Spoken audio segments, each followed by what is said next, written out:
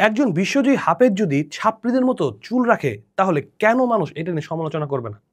আপনি স্ক্রিনে যে ভিডিওটি দেখতে পাচ্ছেন আমাদের সবার পরিচিত একজন বিশ্বজয়ী হাফেজ। তিনি এমন একটি চুলের কাটিং দিয়েছে এবং সেটি ভিডিও করে তিনি অনলাইনে ছেড়ে দিয়েছেন এবং মানুষ এটা নিয়ে সমালোচনা করছে।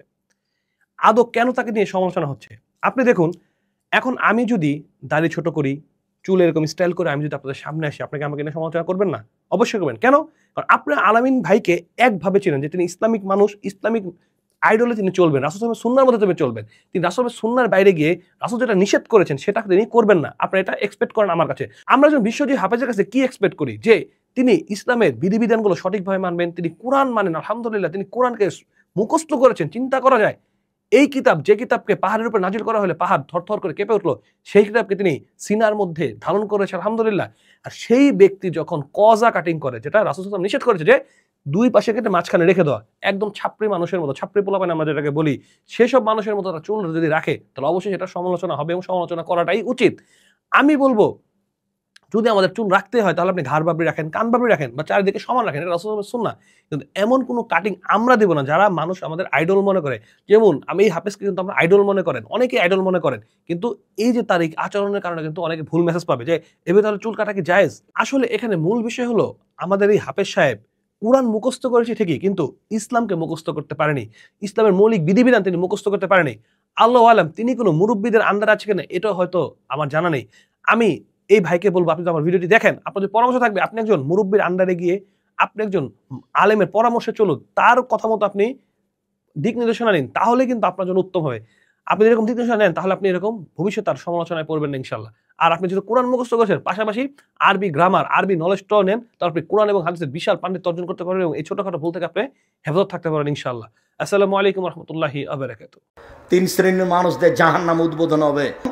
যেই হুজুর কামিল পাস করেছে, সুদ খায়, ঘুষ খায়, বক্তব্য দিতে এসেছে দাড়ি ছোট আছে, বক্তব্য দিতে এসেছে সুদি ব্যাংকে চাকরি করে, বক্তব্য দিতে এসেছে মেয়ে বিশ্ববিদ্যালয়ে পড়ে ফাঁকি দেয়, কার সাথে জেনা করে ঘুরে আমাদের সামনে পর্দার বক্তব্য দেয়।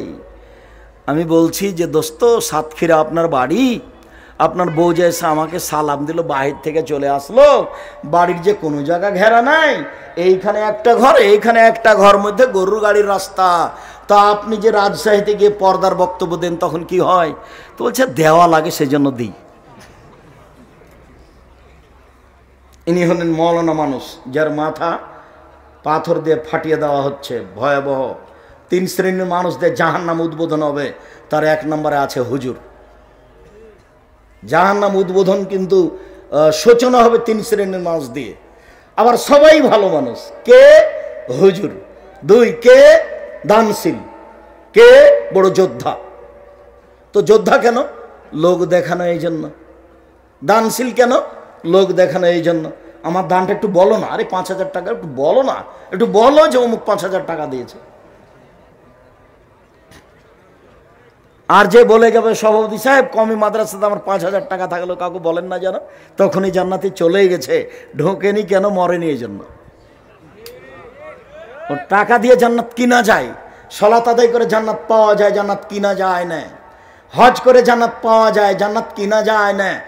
দান করে জান্নাত কিনা যায়, এ কথা আল্লাহ বলেন, নবী বলেন, দান করে জান্নাত কিনা যায়। আল্লাহ বলছেন, পৃথিবীর মুমিন পুরুষ নারী শোনো, আমি তোমাদের জান এবং টাকার বিনিময়ে জান্নাত তোমাদের কাছে বিক্রি করে দিলাম, জান্নাত তোমরা কিনে নাও। আপনি কোটি টাকা ইনকাম করে অসহায় মানুষকে দেন, আপনি বিচারের মাঠে বলবেন আল্লাহকে জান্নাত আমি কিনে নিয়েছি, ওটা আমার ব্যাপার। কোন জান্নাতে যাব সেটা আমার ব্যাপার, আমি তো জান্নাত কিনে নিয়েছি। তখন আল্লাহ বলবেন ঠিক বলেছ, নিয়ে যাও। এটাই হিসাব, অন্য কোনো হিসাব নেই। তিন, ওই যে দেখলেন উলঙ্গ অবস্থায় পুরুষ নারী ধাঁধা ধাঁধা করে উপরে চলে যাচ্ছে, আবার নিচের দিকে নেমে আসছে, অহমুজ্জনাতা জাওয়ানি, ওরা হচ্ছে ব্যভিচারনী, নাউজুবিল্লাহ মিন জালিক।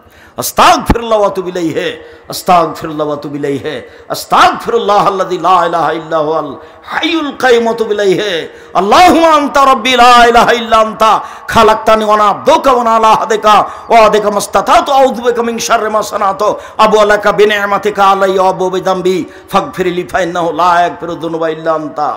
সম্মানিত দিনী ভাই বোন, দিন রাত বলতে হবে, এই ছেলে জিন্দেগিতে যেন তোমার মোবাইলের কোনো ল্যাংটা মেয়ে না নাচে, অন্ধকারে তুমি দিন রাত জেনা করো, হস্তমথন করো, তুমি আছো এখানে, মেয়ে আছে লন্ডনে, তুমি এইভাবে জেনা করছো।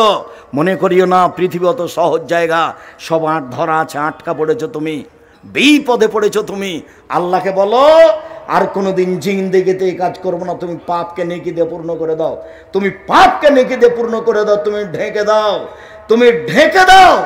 আমি তোমার ঢেকে দেওয়া চাচ্ছি, জিন্দেগিতে আমি কোনো যেন পাপ করবো না। তুমি বলো, পৃথিবীর যে কোনো বিপদ থেকে বেঁচে যাওয়া তুমি ইনশাআল্লাহ।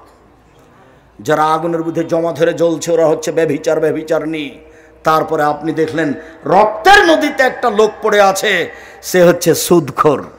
যখনই উঠার চেষ্টা করছে তখন পাশ থেকে পাথর দিয়ে তার মুখকে ভেঙে চৌচির করে দিচ্ছে। রক্তের নদীতে পড়ে আছে। জেনে শুনে যদি কে 1 টাকা সুদ খায়, 36 বার জেনা করে যত পাপ হবে, 1 টাকা সুদ খেলে তার চেয়ে বেশি পাপ হবে। তিনি বলেন সুদের পাপের ছোট বড় 70টি ভাগ রয়েছে। সবচেয়ে বড়, সবচেয়ে ছোট ভাগ হলো মার সাথে জেনা করলে যেমন পাপ হয়। যে সুদ খাবে সে রক্তের নদীতে পড়ে থাকবে, বিচারের দিন পর্যন্ত তাকে এইভাবে পাথর দিয়ে তার মুখকে ভেঙে চৌচির করা হবে। ওই যে গাছের পাশে দেখলেন একটা বৃদ্ধ মানুষ, তিনি হচ্ছেন ইব্রাহিম আলাইহিস সালাম। তার সামনে দেখলেন কতগুলি বাচ্চা, ওরা হচ্ছে হিন্দু মুসলমানের ছেলে, ওরা জান্নাতে যাবে। পাশে দেখলেন একটা লোক বাঁকা লাঠি হাতে করে আছে, আগুনকে উত্তেজিত করছে, ইনি হচ্ছেন জাহান্নামের মালিক। তারপরে যে আপনি প্রথম ঘরে ঢুকলেন, দেখলেন অনেক পুরুষ নারী, এটা হচ্ছে সাধারণ মানুষের জান্নাত। আর এখনই যে বের হলেন, এটা হচ্ছে জান্নাত শহীদদের জন্য, যারা শহীদ হয়েছে তাদের জন্য। আমি আপনার ডান হাত ধরে আছি, আমি হচ্ছে জিবরাইল। আপনার বাম হাত ধরে আছেন ইনি হচ্ছেন মিকাইল। আপনি একটু মাথাটা উপর দিকে করেন তো। করলাম। কিছু দেখলেন কি? হ্যাঁ দেখলাম, সুন্দর ঝকঝকে টকটকে ঘর। যাকা মানছে লোকা, এটা তো আপনার ঘর, যেমন বলেছেন আমার ঘর। আমি বললাম দানিয়াত খোলো মানজেলি, তাহলে তোমরা দুইজন ছেড়ে দাও, আমি ঘরে ঢুকে যাই। তখন দুইজন বলছেন না না না না না না না না, আপনার বয়স এখনো বাকি আছে। এই যে ইস্তাকমাল তাহা আতাইতা মানজিল আকা, যখন আপনার বয়স শেষ হয়ে যাবে তখন আপনি আপনার ঘরে চলে আসবেন। বুখারী মুসলিম। কি বললাম এই হাদিসে বলেন তো দেখি? প্রথমটা হলো আলোচনা আপনার সাথে আজকে। প্রথমটা কি বলেন তো? মিথ্যে কথা। যে মিথ্যে কথা বলবে তারই অবস্থা হবে।